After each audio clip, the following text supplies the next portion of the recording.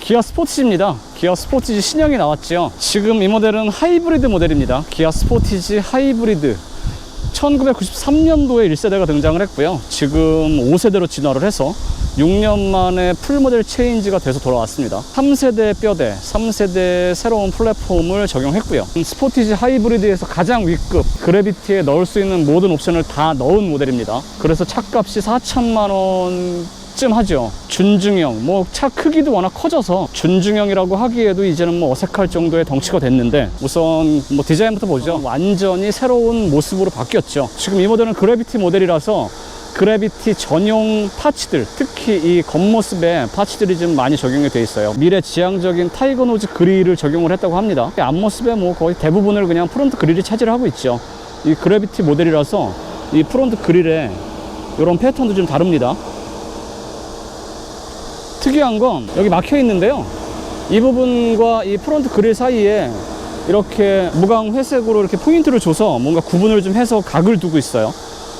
그리고 여기 기아의 새로운 엠블럼도 적용이 되어 있고요. 주간주행 등은 소나타에 뭔가 이렇게 쫙 더 깊게 이렇게 막 파여져서 쭉 차체를 타고 흐르는 그런 정도까지는 아니지만, 꽤나 날카롭게 기역자를 확 꺾어 놓은, 더 각을 많이 준 저런 모습으로 디자인이 되어 있습니다. 방향지시 등은 이런 패턴으로 와이파이 모양 같죠?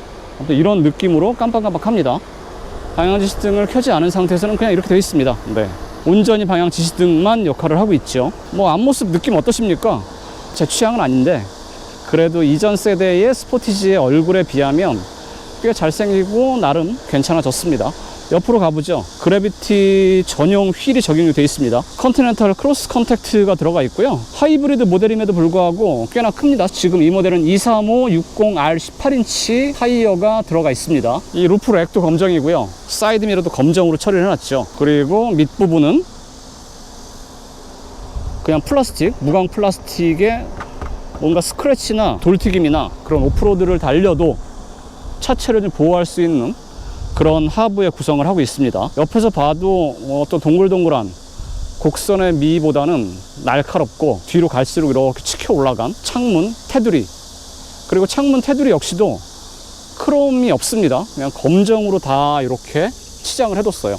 조금 더 강인하고 뭔가 카리스마 있고 그런 느낌이죠. 친환경이라고 하기에는 꽤나 공격적인 디자인이에요. 제가 개인적으로 가장 마음에 드는 부분은 이렇게 측면에서 봤을 때 이 볼록하게 솟아오른 근육질의 어떤 숄더 라인, 그리고 뒷모습인 것 같습니다. HV라고 해서 이렇게 하이브리드 엠블럼 하나 딱 달고 있고, 그 외에는 1.6 터보 그리고 디젤 모델과 큰 차이는 없습니다. 역시 그래비티 모델이라서 뒷범퍼도 더 무광으로 치장을 좀 많이 해놨고요. 이 아랫부분도 보시면 친환경이기 때문에 언뜻 보면 그 배기구가 없는 것처럼 보이지만 저 안쪽으로 아랫부분에 이렇게 숨겨놨습니다. 테일램프를 가로 바로 쭉 이어 붙였고, 이 옆에서 보시면 이런 형상도 각을 꽤 줘서 마무리를 해놨죠. 이 안쪽 부분이 뚫려 있는 건 아닙니다. 그냥 이렇게 천장을 타고 쭉 흘러서 이렇게 스포일러, 그리고 저 브레이크 등 들어오는 저 부분도 저렇게 처리가 되어 있습니다. 더 좀 남성적이고 도시적이고 뭔가 각을 많이 섬세하게 잘 살려내서 조금 더 다부지고 단단하고, 그러면서 요즘 어떤 기아차가 보여주고 있는 디자인의 흐름과 잘 맞닿아 있는 그런 모습을 보여주고 있습니다. 이렇게 두 줄짜리 깜빡깜빡 정직하게 방향시등이 켜지고 있고요. 자, 뒷공간 한번 보고 가시죠. 차체가 상당히 많이 커졌어요. 이전 세대에 비하면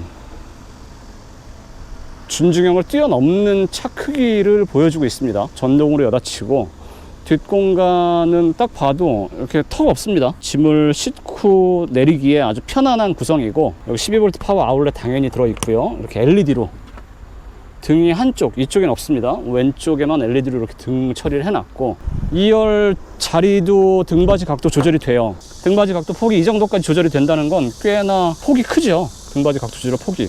이렇게 1열 옆구리에, 등받이 옆구리에 USB 포트도 이렇게 달려 있고요. 이 뒤쪽에 보시면 이 포켓만 보통 있는데 지퍼로 여닫을 수 있는 이런 수납 공간까지도 마련을 해놨습니다. 뭐 뒷좌석의 편의 사양이 화려하거나 많지는 않습니다. 내려보면 정직하게 컵홀더 2개 있고 그냥 팔걸이고요. 2단계로 뒷좌석도 열선만 들어있습니다. 여기 보시면 레버가 이렇게 있습니다. 양쪽으로. 자, 이 레버를 한번 당겨 보겠습니다. 이 레버를 당기면 이쪽 레버도 한번 당겨 보겠습니다. 당기면 저렇게 접히는데 완전히 딱 접히진 않으니까 이렇게 눌러주면 이 정도의 어떤 경사도가 보이는데 뒷공간의 바닥과 이 뒷시트, 2열 시트 등받이를 접었을 때 턱이 많이 생기거나 그렇진 않지만 완만하게 언덕이 생기기 때문에 이 부분은 뭔가 차박이나 캠핑 같은 걸 즐기실 때는 그냥 매트 같은 거 하나 깔고 쓰시면 될 것 같아요. 참고로 이 하이브리드가 아닌 터보나 디젤 그냥 내연기관 모델을 고르시면 뒷시트 등받이를 접으면 이 아래 방석 부분이 더 한 단계 내려가면서 완전히 평평해지고 조금 더 이 뒷공간을 활용하기에 괜찮은 형태로 접히는 기능도 있습니다. 이렇게 다시 펴면 되고요. 이 운전석 쪽은 제가 가장 뒤로 뺄 수 있을 만큼 빼놓은 상태인데도 다리 공간이 이 정도가 생기고요. 이 옆자리는 제가 앞으로 최대한 당겨 만들 수 있을 만큼 당겨 놓은 상태인데 그러면 이 뒷공간이 이렇게 여유가 생깁니다. 하이브리드 복합 연비 16.3이라고 되어 있네요. 하이브리드는 당연히 어떤 가다서다를 반복하는, 그래서 배터리 충방전을 하면서 효율적으로 쓰고 달리는 정체된 구간 아니면 도심 구간에서 확실히 장점을 발휘하고 있죠. 물 안쪽 보시면 뭐 메모리, 시트 메모리 2개까지 되고요. 어떤 소재나 마감재 같은 건 그냥 준중형에서 평균 이상이다, 이 정도면 꼼꼼하게 잘 마무리 해놨네 라고 할 만한 수준입니다. 원터치고요. 뒤에도 원터치고 내리면 완전히 내려갑니다. 창문이. 이런 부분은 아주 마음에 듭니다. 그래비티 모델이라서 이 가죽 시트의 어떤 재질감 그런 것도 괜찮아요. 여기 스웨이드, 그리고 이 몸이 딱 닿는 부분에는 퀼팅으로 올록볼록하게 질 좋은 가죽으로 꼼꼼하게 잘 만들어 놨습니다. 이 방석 부분의 길이가 조절되거나 그런 건 아니지만 시트의 형상이나 크기나 그런 게 넉넉한 편이어서 아쉽진 않습니다. 네, 편안한 편이에요. 뭐 전동으로 조절이 되고요. 당연히 완전히 풀옵션 모델이라서 보시면 파노라마 글라스 루프도 이렇게 품고 있습니다. 개방감이 그야말로 탁월하죠. 완전히 열었을 때 이 정도입니다. 파노라마 루프의 크기가 워낙 커서 닫을 때도 꽤나 오래 걸리죠. 최근 뭐 K8이나 기아에서 새로운 모델에서 좀 적용이 되기 시작한 커브드 디스플레이, 계기판과 인포테인먼트 모니터가 하나의 패널 안에서 각을 이뤄서 조금 더 잘 보이고 그리고 조작하기도 좀 더 편하고 그런 구성입니다. 마찬가지고요. 이렇게 하나의 패널 안에서 공조개 그리고 인포테인먼트 관련한 버튼을 여기서 이렇게 바꿔서 쓸 수 있는 이런 것도 들어있죠. 이 패널의 어떤 화질이나 질감이나 그런 건 좋습니다. 잘 보이고요. 시인성 좋고. 근데 지금 한여름이라서 그럴 수도 있겠지만 패널 자체에서 뿜어져내는 열기가 제법 있습니다. 스티어링 휠 크기 그냥 준중형 SUV에 딱 적당한 크기예요. 질감이나 어떤 소재의 느낌이 대단히 고급스럽진 않지만 그냥 무난합니다. 대시보드 재질도 이게 그냥 플라스틱은 아닙니다. 뭔가 플라스틱이 그대로 드러나는 부분은 거의 없어요. 이 부분 그리고 이 아랫부분, 손과 눈길이 잘 가지 않는 부분은 그렇게 처리를 해놨습니다. 구성은 그냥 설명서를 보지 않아도 누구나 쉽게 조작할 수 있는 구성이지요. 시동 버튼이 달려 있고요. 다이얼식 기어 노브입니다. 드라이브 모드 다이얼이 이쪽에 있는데 플라스틱 질감이 다른 하이그로시 소재를 좀 많이 썼잖아요. 그래서 때도 좀 많이 타고 아무래도 좀 저는 별로 좋아하지 않지만 화려한데 요 드라이브 모드 다이얼의 재질은 조금 더 저렴한 느낌이 좀 있습니다. 주행 모드는 에코, 스포트, 스마트 이렇게 세 가지가 있습니다. 하이브리드니까 에코가 노멀 모드, 뭐 컴포트 모드라고 보시면 됩니다. 화질 아주 선명하니 깨끗하니 잘 보이죠. 확대, 축소도 할 수 있고 여기에서 뷰도 좀 다양하게 선택해서 볼 수 있습니다. 360도로 확인도 가능한데 차 색상까지 적용하진 않았고 그냥 흰색이네요. 여기에는 스포티지. 뭐 인포테인먼트 안에 있는 구성도 기존의 기아차가 요즘에 보여주고 있는 어떤 인포테인먼트 메뉴와 같아요. 그리고 하이브리드 모델이기 때문에 있는 이 하이브리드 전용 메뉴가 들어가 있는 게 좀 특징적이죠. 에너지 흐름도도 여기서 실시간으로 확인을 할 수 있습니다. 그 외에 뭐 다른 메뉴들은 다들 익숙하시죠. 후석 추침 모드까지 들어있고요. 이 설정 안에 들어가 보시면 여기에서 아주 디테일하게 본인의 어떤 취향이나 원하시는 대로 선택도 설정도 가능합니다. 크렐 오디오가 들어가 있어 사운드도 여기서 뭐 라이브 다이내믹, 전후 좌우도 설정이 가능하고요. 고음, 중음, 저음. 보시면 여기 라디오, DMB, 미디어, 뭐 카트홈, 기아 커넥트 이런 것도 들어가 있고, DMB가 요즘에는 HD DMB여서 상당히 화질이 깨끗하고 좋죠. 요즘 차들 안에서 DMB 볼만 합니다. 이런 구성이고요. 최근 기아차에서 봤던 그 인포테인먼트 그리고 대시보드와 센터페시아 구성이 큰 차이가 없어서 익숙하네요. 송풍구의 어떤 형상이 좀 특이하죠. 세로와 가로가 짬뽕이 되어 있는, 이쪽에도 이렇게 되어 있고요. 저 끝에는 막혀 있습니다. 이 부분은 수납 공간 넉넉하고요. 커다란 1.5L 페트병까지도 넣을 수 있는 홀더 외에도 이 뒤쪽으로 또 홀더가 있고, 뭐 열선 통풍 3단계 당연히 들어가 있고요. 앞좌석은 스티어링 휠 열선도 1단계지만 들어가 있습니다. 기아차 스포티지 키입니다. 잘 만들었어요. 컵홀더 2개 있는데 컵홀더 구성이 실용적이에요. 이 버튼을 누른 상태에서 이걸 이렇게 접으면 깔끔하게 수납 공간을 더 확장해서 쓸 수가 있습니다. 이렇게 접으면 이런 식으로요. 컵홀더를 지지할 수 있는 폴더가 필요하면 이렇게 누르면 이렇게 딱 튀어나오죠. 자, 이 생수병이 세워서도 들어가요. 여기 위에도 공간이 있기 때문에 세워서도 들어갈 정도, 뭐 생수병 한 4-5개는 넣을 수 있는 그런 공간입니다. 하이브리드라서 조용하죠. 뭐 출발해서 주행하면서 이 뭐 느낌이 어떤지 또 간략하게 한번 전해드릴게요. 주행 전에 락투락 스티어링 휠을 한번 보죠. 왼쪽으로 최대한 꺾은 상태에서 한 바퀴, 두 바퀴, 2.4톤쯤 되네요. 뭐 무난합니다. 뭐 하이브리드라서 배터리가 지금 있는 상태에서는 초반에는 그냥 전기차처럼 가죠. 이렇게 조용합니다. 제가 여기까지 오면서 좀 주행을 좀 해보니까 전반적으로 편안하고 무난하고 묵직하고 부드러운 세팅입니다. 핸들도 속도에 따라서 무게감의 어떤 이 변화가 폭이 상당히 큰데요. 핸들링 감각도 어느 정도 좀 편안한 핸들링이에요. 유격도 좀 낭창낭창해요. 하지만 속도를 좀 올려 붙이거나 주행 모드를 지금은 에코 모드, 하이브리드에서는 뭐 에코 모드가 일반 노멀 모드라고 보시면 되죠. 스포츠 모드로 바꾸면, 지금 스포츠 모드로 바꿨습니다. 핸들이 뻑뻑해집니다. 네.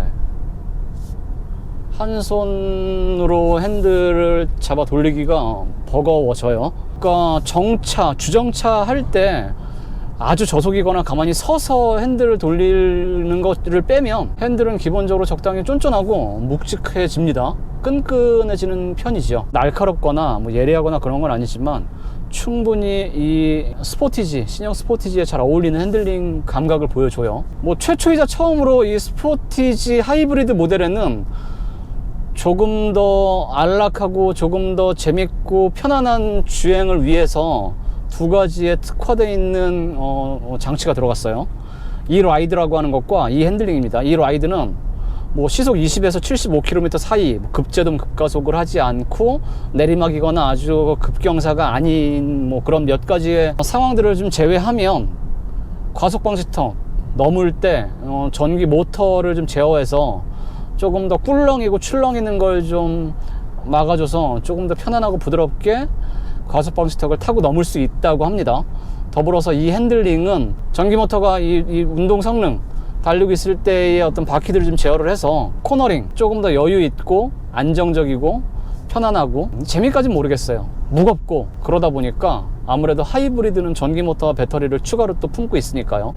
브레이크를 좀 밟아도 이 앞코를 쳐박는 노즈 다이브 현상이나 타이어가 좀 끌리는 스키드음, 그런 것들이 이 급브레이킹 뿐만 아니라 코너를 좀 아주 대단히 과격하진 않아도 어느 정도 좀 속도를 가지고 진입을 하면 타이어 슬립이 제법 빨리 일어나는 편입니다. 하이브리드 SUV를 타고 뭐 그렇게 와인딩을 타고 막 재미있고 막 날카롭게 운전을 하는 걸 추구하는 분들은 뭐 없으시겠죠. 하체 느낌을 한번 얘기해 보죠. 하체 느낌은 세팅을 잘한 것 같아요. 소재나 하체의 구성이나 그런 게 대단히 고급스럽거나 비싼 건 아니지만 어떻게 그것들을 구조화하고 만들어냈냐에 따라서 느껴지는 이 하체 느낌 많이 달라지잖아요.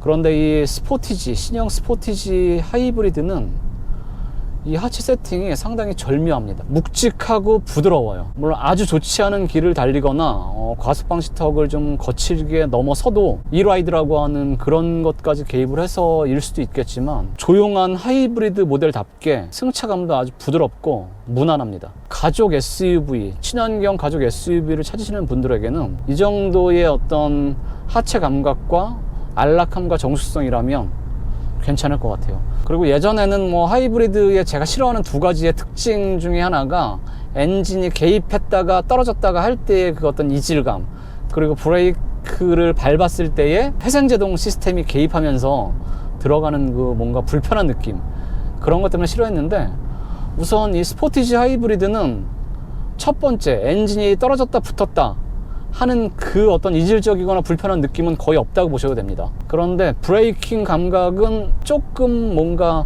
평소 우리가 내연기관차에서 느껴보지 않았던 그런 느낌이 좀 있긴 합니다. 처음에는 좀 뭔가 이렇게 스펀지, 물 먹은 스펀지를 밟듯이 쑥 들어가면서 이 안쪽으로 더 깊게 밟을수록 이 담력이 확 차오르는 그런 느낌이 좀 있습니다. 급박한 상황에서 빠르게 브레이킹을 하시려면 평소보다 훨씬 더 빠르고 단호하고 힘있게 순간적으로 확 밟으셔야 돼요. 파워트레인 얘기를 좀 해볼까요? 파워트레인 신형 스포티지는 1.6 터보 가솔린, 2.0 디젤, 그리고 1.6 터보 가솔린의 배터리와 전기 모터를 품은 이 하이브리드, 이렇게 세 가지입니다. 1.6 터보 가솔린은 180마력인데요 거기에 들어가는 엔진을 그대로 하이브리드에 품고 있어요. 거기에다가 전기 모터를 더해서 시스템 출력이 230마력쯤, 약 50마력 정도가 더해졌죠. 1.6 터보 가솔린 모델에도 그래비티 트림이 있습니다. 3,370만원쯤 하고요. 개소세 3.5%가 지금 반영이 되는 시기잖아요. 그래서 보니까 1.6 터보 가솔린 그래비티 모델은 3,310만원쯤 합니다. 이 스포티지 하이브리드 그래비티의 가격은 3,690만원입니다. 그러니까 조금 차이가 나죠. 가격 차이가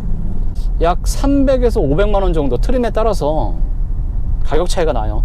그 1.6 터보 가솔린에다가 옵션 사양으로 디젤, 2.0 디젤을 원하시는 분들은 195만원을 더하면 됩니다.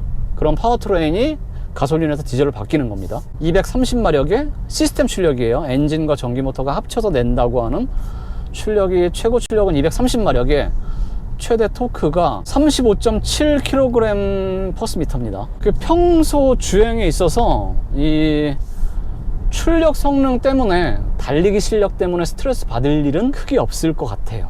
지금 제가 잠깐 풀 스로틀을 해봤습니다. 하이브리드 전용 6단 자동 변속기가 들어가 있습니다. 초반에 반응이 뭐 이렇게 빠릿빠릿하거나 가속 페달에 아주 영민하게 반응을 하는 편은 아니에요. 좀 뭉툭하게 반응을 합니다. 그러니까 그냥 평소에 편안하게 운전을 하시는 분들이라면, 슬슬 부드럽게 타고 다니시면 당연히 별 문제가 없지만, 급가속을 하면 처음에 한 약 1초 정도, 2초 정도 조금 힘을 머금었다가 폭발을 하는 그런 느낌을 보이는데, 이건 이 터보 가솔린 더하기 전기 모터, 게다가 하이브리드 전용, 효율성을 추구하는 이 기어비가 조금 넉넉한 6단 변속기가 조합을 이루다 보니까 나타나는 파워트레인 세팅의 어떤 묘죠. 운전 시야 참 좋아요. 사이드미러 위치가 A필러에서 이쪽 문짝으로 바뀌면서 여기 쪽창에 사각지대라고 하는 부분도 이제는 여유가 생겼고요. 잘 보이고, 그리고 지금 시트 포지션을 제가 가장 낮춰놓은 상태인데도 기본적으로 시트 포지션이 좀 높은 편입니다. 시트 포지션이 좀 낮았으면 하는 아쉬움도 있을 수 있겠지만, 어쨌든 이 덕분에 개방감은 좋습니다. 자, 계기판 가운데를 통해서 실시간으로 지금 이 하이브리드의 파워트레인이 어떻게 구동이 되는지도 확인을 할 수가 있고요. 주행 모드에 따라서 계기판의 색상이 좀 변합니다. 스포츠 모드에서는 이렇게 RPM 6500rpm부터 레드존이 시작되는 저 타코미터가 활성화가 됩니다. 그리고 어지간하면 엔진을 끄지 않아요.